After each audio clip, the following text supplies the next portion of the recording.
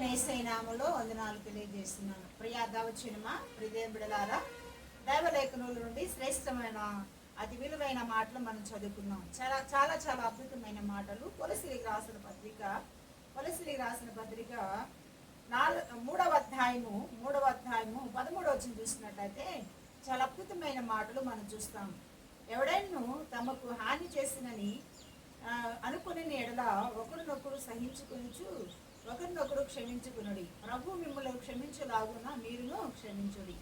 ప్రియ దైవజనమా, ప్రియ దేవుని బిడ్డలారా, ఇక్కడ చాలా అద్భుతమైన మాటలు మనకు తెలియజేయబడుతున్నాయి. ఏమంటే చాలా విలువైన మాటలు మనకు తెలియజేయబడుతున్నాయి. ఎవడైనా మీకు హాని చేశాడు, ఎవరైనా మిమ్మల్ని ఇబ్బంది పెట్టాడు, మీకు గాయపరిచినప్పుడు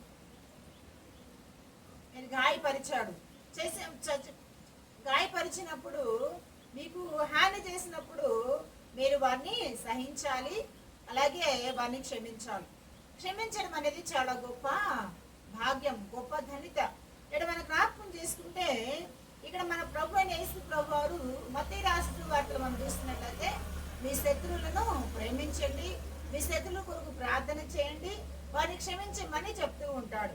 ఇక్కడ మనం తెలుసుకోవాల్సిన సత్యం ఏమిటంటే, మనకు హాని చేసిన వ్యక్తులు, మన ఇంట్లో వారు హాని చేస్తారు, మనకు తెలిసిన వారు తెలియని వారు మనకు హాని చేస్తారు. భయంకరమైన పరిస్థితులు మనకి చుట్టూరా ఉంటాయి. ఉన్నప్పటికీ కూడా మనం ఏం చేయాలంటే క్షమించే మనస్తత్వం కలిగి ఉండాలి. నా ప్రియా సహోదరుడా, యేసు ప్రభువుని నమ్ముకున్న తర్వాత నువ్వు క్షమించగలిగిన మనస్తత్వం నీకు లేకపోతే నువ్వు దేవుని కుమారుడు కావు. దేవుని కుమార్తెలు ఎలా ఉంటారంటే, యేసయ్య శిలువలో క్షమించాడు కదా, ఆయన ఎలా క్షమించాడు మనం కూడా అలాగూ క్షమిస్తాం. ఇక్కడ చాలా దీవెనకరమైన మాట మనం చూస్తున్నట్లయితే చాలా అద్భుతమైన మాట. మీకు హాని చేసిన వారిని క్షమించండి, ఒకరినొకరు సహించుకొనుచు వారిని క్షమించండి, ప్రభు మిమ్మల్ని క్షమించలాగున. నా ప్రియా సహోదరుడా, ఇక్కడ యేసు ప్రభువు మనకు మాదిరిగా ఉన్నాడు. మనకు మాదిరిగా ఉండటమే కాదు, ఆయన క్షమించమని చెప్పడమే కాదు, ఆయన మనల్ని క్షమించాడు. ఇక్కడ మనం జ్ఞాపకం చేసుకుంటే ప్రభు మిమ్మల్ని క్షమించలాగన మీరును క్షమించండి. నా ప్రియ దైవజనమా, మన జీవితాల్లో క్షమాభిక్ష అనేది చాలా గొప్పది, చాలా విలువైనది, చాలా ఘనమైనది. ఎందుకంటే క్షమించే మనసు ఎవరికి ఉంటుందంటే, పెద్ద మనసు పెద్దవారికి ఉంటుంది. చాలా గొప్ప మనసు ఉన్న వారికి ఉంటుంది. క్షమించలేని మనస్తత్వం ఎవరికి ఉంటుందంటే, పూరుడికి, ద్వేషులకి, మరి దేవుని ఎరగని వారికి, లేకపోతే అవిదేవునికి ఉంటుంది. దేవుడు అంటే లెక్కలేని వారికి క్షమించే మనస్తత్వం ఉండదు. చాలా మంది అంటారు, నేను అతన్ని క్షమించను, ఆమెను క్షమించను, చచ్చేదాకా ఆమెను క్షమించనని. ఇక నా ప్రియా సహోదరు, వీళ్ళు ఎలా ఉంటారంటే దేవునికి అవిష్టులుగా, దేవునికి వృద్ధంగా, దేవునికి భయం లేని వ్యక్తులుగా ఉంటారు. ఏడవ మనకు జ్ఞాపకం చేసుకుంటే ప్రభు మనల్ని క్షమించాడు కదా, మనం ఏ స్థితిలో ఉన్న వారిని క్షమించాడు, ఏ స్థితిలో పడి ఉన్నాం, పాపముల చేత అపరాధముల చేత చచ్చిన వారిగా ఉండగా ఆ ప్రియ ప్రభు క్షమించాడు. ఆ క్షమించడం బట్టి ఈరోజు మన మనుషులుగా, లేకపోతే జీవిస్తున్న ప్రాణులుగా ప్రభుని ఆరాధించడానికి, ప్రభుని కొనియాడడానికి మనకు ఒక గొప్ప తరుణం దొరికింది. ఒక సందర్భాన్ని జ్ఞాపకం చేస్తాను. ఒక భర్త ఒక భార్య ఎడల చాలా తప్పిదం చేశాడు. తప్పిదం చేసినప్పుడు ఆ భార్య అది తెలుసుకుంది. ఆమె చాలా కఠినంగా భర్తతో వ్యవహరిస్తుంది. ఎలా వ్యవహరిస్తుందంటే, ఆ భర్తకు భోజనం పెడతలేదు, ఎవరించి నా భర్తకు పరామర్శించట్లేదు, మాట్లాడట్లేదు.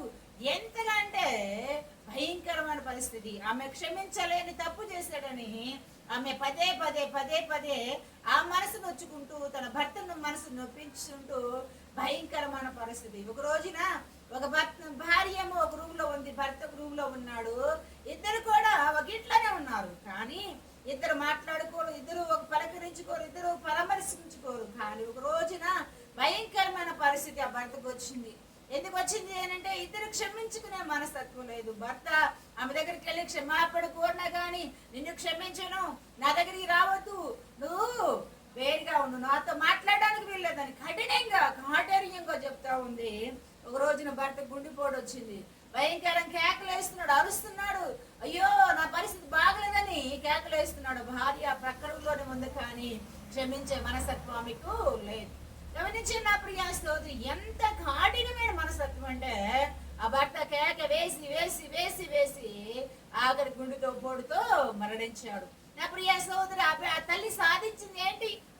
ఆ క్షమించినది ఏంటి అని అంటే భర్తను కోల్పోయింది. ఈ రోజు నా ప్రియ సోదరుడా, భార్య భర్తలుగా ఉంటారు కానీ భర్త భార్య క్షమించుడు, భార్య భర్తను క్షమించడు. ఎంత దౌర్భాగ్యమైన పరిస్థితి అంటే అదొక పెద్ద నరకం. ఆ గృహమే పెద్ద పాతాళ బిలం అనమాట. ఈ రోజున చాలా మంది పైకి బాగానే కనబడతారు, భార్య అంటే చాలా గౌరవంగా, లేకపోతే భర్త అంటే గౌరవంగా, పిల్లలంటే చాలా మర్యాద కనబడతారు. కానీ భార్యలో ద్వేషం ఉంటుంది, భర్తలో ద్వేషం ఉంటుంది.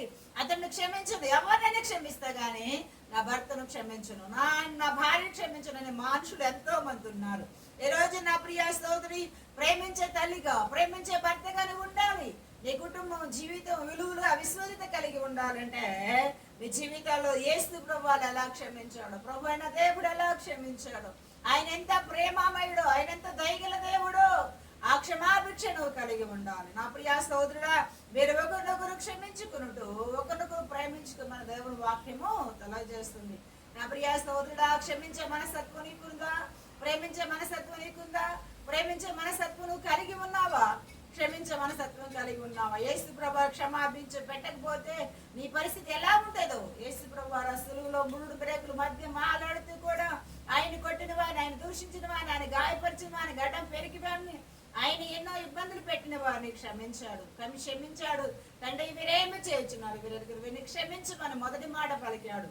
నా ప్రియ సోదరి, జీవితంలో క్షమాభిక్ష చాలా మంచిది. ఎవరైనా శత్రువులుగా భావించొద్దు. మన శత్రువు అంటే ఉన్నాడంటే ఒక సాధారణ మాత్రమే. ఈ రోజు అన్నదమ్ముల మధ్య క్షమించే మనసత్వం లేదు, అక్కచెల్ల మధ్య క్షమించే మనసత్వం లేదు, గమనించే తోబుట్టు వారి మధ్య క్షమించే మనసత్వం లేదు, గమనించిన ఎదుగు వారి పొరుగు వారి క్షమించే మనసత్వం లేదు. అలా ఉన్నట్లయితే నిత్య నరకం, అగ్ని ఆరదు, పురుగు చావదు, పాతాళ పిడమలోనికి వెళ్ళిపోతావు.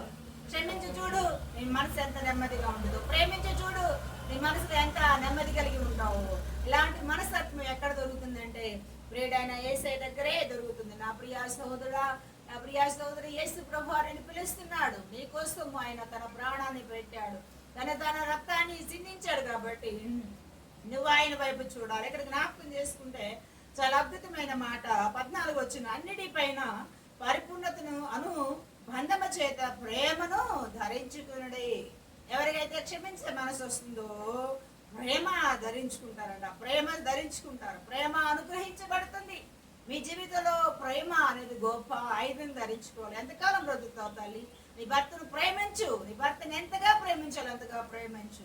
నీ భార్యని ప్రేమించు సహోదరుడా. నీ భార్యను నువ్వు ప్రేమించకపోతే ఎవరు ప్రేమిస్తావు? నీ భార్య ఎంతగా ప్రేమించాలంటే నీ సొంత శరీరం ఎలా ప్రేమించాలి, నీ ప్రేమను ఆమెకు వ్యక్తపరచాలి, ఆమెకు తెలియచేయాలి, ఆమె వాటిని ఆస్వాదించే అనుభూతిని కలిగి ఉంటారు. నా ప్రియ సోదరుడా, నీ బిడ్డలు ఒకవేళ తప్పిదాలు చేశారా, పొరపాట్లు చేశారా, వాళ్ళ తప్పిదాలు వాళ్ళ పొరపాటు ఎత్తి చూపించు బాగు, వాళ్ళని క్షమించు, వాళ్ళని ప్రేమించు, హక్కును చేర్చుకో, వాళ్ళ దగ్గర తీసుకో, అవసరమైతే వాళ్ళని చక్కగా వారితో మాట్లాడి సంబోధించు. నా ప్రియ సోదరుడా, అలాంటి ప్రేమను వాళ్ళకు పంచాలి. యేసయ్య నామములో కుటుంబ విలువలు విశ్వసనీయత కాపాడుకోవాలంటే మొదటిగా ఏముండాలంట? క్షమించే మనస్తత్వం ఉండాలి, ప్రేమించే మనస్తత్వం ఉండాలి. ప్రేమను మరి క్షమించే మనస్తత్వం నీకు ఎప్పుడైతే ఉంటుందో నీ జీవితంలో గొప్ప బ్లెస్సింగ్ పొందుకుంటావు. ఇక్కడ జ్ఞాపకం చేసుకుంటే అన్నిటికన్నా పైన పరిపూర్ణతను, అనుబంధమును, ప్రేమను ధరించుకునుడి. క్రీస్తు అనుగ్రహించు సమాధానం మీ హృదయంలో ఏలనివ్వడి. దేవునికి స్తోత్రం. సమాధానం ఏలనివ్వాలంట. సమాధానకర్త అయిన యేసయ్య నీ జీవితంలో ఉంటే, నీలో ఉంటే, నీతో ఉంటే నువ్వెప్పుడూ సంతోషమే, ఎప్పుడూ సంతోషమే. ఉన్నా లేకున్నా, తిన్నా తినకపోయినా, ఆస్తులు అంతస్తులు మేడ విద్యలు లేకపోయినా సంతృప్తి కలిగి బ్రతుకుతావు. సంతృప్తికరమైన దైవభక్తి గొప్ప లాభం అన్నాడు. లాభకరమైన జీవితం నీకు కావాలంటే అన్నిటికన్నా పరిపూర్ణతను సంపాదించుకోవాలి, పరిపూర్ణుడిగా ఉండాలి. పరిపూర్ణతను కలిగి జీవించినప్పుడు ఆ ప్రేమ మమకారును సంపాదించుకోగలుగుతావు. నా ప్రియ సోదరుడా, నా ప్రియ సోదరి, మీ జీవితాలు ఎలా ఉన్నారు? మీరు ఎలా క్షమాభివృద్ధికరంగా జీవిస్తున్నారు? ఒకసారి మీరు ప్రభు అయిన యేసు నామములో తెలియజేస్తున్నాడు. ఎందుకంటే వాక్యం చెప్పుచున్న నేను కానీ, వినిచిన మీరు కానీ మొదటిగా ప్రేమించే మనస్తత్వం ఉండాలి, క్షమించే మనస్తత్వం ఉండాలి, సమాధానం మీ హృదయాల్లో ఏలాలి. సమాధానకర్త అయిన యేసే మీలో ఉంటే, మీతో ఉంటే, మీలో ఉన్నవాడు లోపల ఉన్నవాడి కంటే గొప్పవాడు కనుక మీరు ఆయన వలె ఉంటారు. ప్రభువు మిమ్మల్ని క్షమించాడు, ఆయన మిమ్మల్ని ప్రేమించాడు సత్యాన్ని గుర్తెరగా ఎవరు మన మనకు శత్రువులు ఉండవు. చాలా మంది పాస్టుల శత్రువులు ఉంటారు. గమనించారు, చాలా మంది విశ్వాసులు శత్రువులు ఉంటారు. కొంతమంది చాలా చాలా చాలా భయంకరమైన పరిస్థితులు ఎట్టి వారి ఇంట్లోనే ఉన్నవారు అక్క చెల్లి అన్నదమ్ములు శత్రువులుగా ఉంటారు. భార్య భర్తలు కూడా శత్రువులుగా ఉంటారు, గృహం కన్నా ఉంటారు. కానీ ఇలాంటి మనస్తత్వం ఒకవేళ ఉంటే ఈ రోజే దేవుని దగ్గర ఒప్పుకొని దేవుని దగ్గర అడుగు, దయచేసి నాయన నా భర్తను క్షమించాలి, నా భార్యను క్షమించాలి, నా బిడ్డలకు క్షమించాలి అయ్యా, నా ఇరుగు వారి నా పొరుగు వారిని క్షమించాలి అయ్యా ప్రభు అయినా దేవా, నువ్వెలా క్షమించవు నేను కూడా అలా క్షమించాలని దేవుని పాదలతో ఒరిగిపో ఆయన పాదలతో ప్రార్థన చేసుకో. దేవుడు సహాయం చేస్తాడు. ఆయన సహాయం చేయాలి, ఆయన సహాయం పొందుకోవాలండి. నిత్యం ప్రార్థన ద్వారా సాధ్యమవుతుంది. క్షమించే ఒక్కసారి క్షమించుడు ఎంత అనురాగం ఉంటుందో, ఎంత ఆప్యాయత ఉంటుందో గమనించండి. ఎదుటి వ్యక్తి క్షమిస్తే నీ మనసు ఎంత తేలికైపోతుందో. ద్వేషం పెట్టుకున్నావా నా ప్రియా సోదరుడా, కక్ష పెట్టుకున్నావా, కార్పణ్యం పెట్టుకున్నావా, వేర్షి పెట్టుకున్నావా, అసూయ పెట్టుకున్నావా, మచ్చలు పెడుతున్నావా, ద్వేషాన్ని కలిగి ఉన్నావా? ఒకవేళ అలాగుంటే ప్రభువు నిన్ను క్షమించడు. ప్రభు నిన్ను క్షమించాలంటే ఎదుటి వ్యక్తిని, నీ తోటి సహోదరుని క్షమించాలి. అలా క్షమించినప్పుడు పరమందున్న దేవుడు, పరిశుద్ధుడైన దేవుడు మీకు సహాయం చేస్తాడు. సహాయం కోవాలి, సహాయం మనం అందుకోవాలంటే నిత్యం ప్రార్థనాపూర్వకంగా ప్రభువుని వేడుకోవాలి. ప్రభు మిమ్మల్ని క్షమించినట్లుగా మనము కూడా క్షమిద్దాం. ప్రేమ కలిగి ఉన్నాం, శక్తిమైతే శాంతిమైతే అందరితో సమాధానం కలిగి ఉన్నాం, ప్రేమ అనురాగాన్ని పంచుకున్నాం. దేవాది దేవుడు మనల్ని చూస్తున్నాడు, మన వైఖరి చూస్తున్నాడు, మన పద్ధతులు చూస్తున్నాడు. చాలా మంది పైకి క్షమిస్తారు కానీ లోపల ద్వేషాన్ని పంచుతారు. అలాంటి క్షమాపణ అయితే దేవుడు ఒప్పుకోడు. ఆయన హృదయాంతరంధ్రాలు ఎరిగిన దేవుడు. నీ హృదయాంతరంధ్రాలు ఎరిగి హృదయపూర్వకంగా క్షమిస్తే పరమందున్న దేవుడు నిన్ను క్షమిస్తాడు, నిన్ను ప్రేమిస్తున్నాడు. ఆయన ప్రేమ మాధుర్యులు నువ్వు ఉండాలంటే నిజంగా ఆయన వలే నువ్వు మారాలి. ప్రభువు వలే మనం ప్రేమించాను. ప్రభువు ఎలా క్షమించాడు అలా క్షమించి మన దేవుడి వాక్యం తెలియజేస్తుంది కనుక అడిగిరిపాటి సమాధానం మనం పొందుకోవాలని ప్రభు యేసే నామములో తెలియజేస్తున్నాను. ప్రార్థన చేసుకుందాం. మహాపరిశుద్ధుడు, మహోన్నతుడు, సర్వోన్నతుడైన మా యేసయ్య నీ బంగారు పాదాలకు వందనాలు తండ్రి.